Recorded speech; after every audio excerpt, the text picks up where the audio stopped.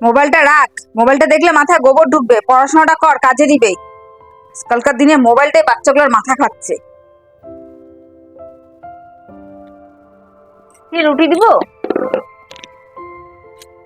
হে ভগবান, কখন আমি খেতে দিয়ে গেছি। তুই এখনো ফোনই দেখছিস? ফোনটা দেখলে কি পেটটা ভরবে না খেতে হবে? তোর একটা ব্যবস্থা করতেই হবে।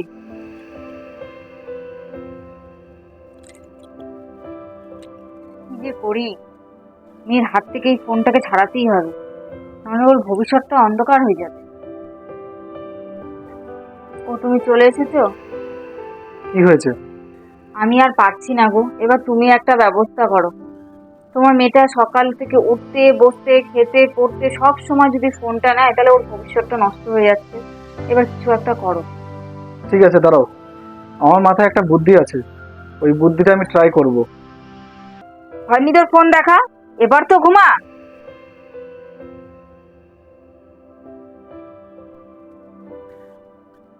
বাবা, মা, এটা দেখো কি হয়েছে।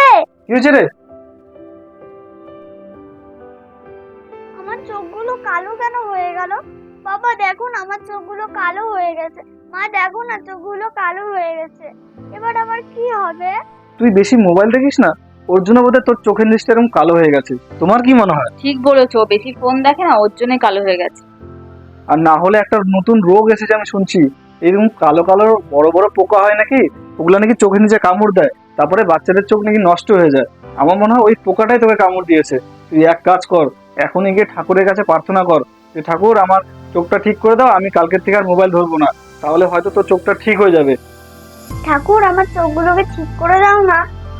আমার চোখগুলো কালো হয়ে গেছে, আমি আর কোনোদিনও ফোন ধরবো না।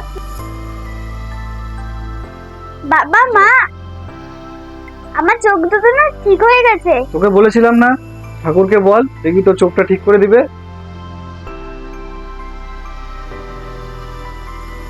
এটা তুমি কি করছো?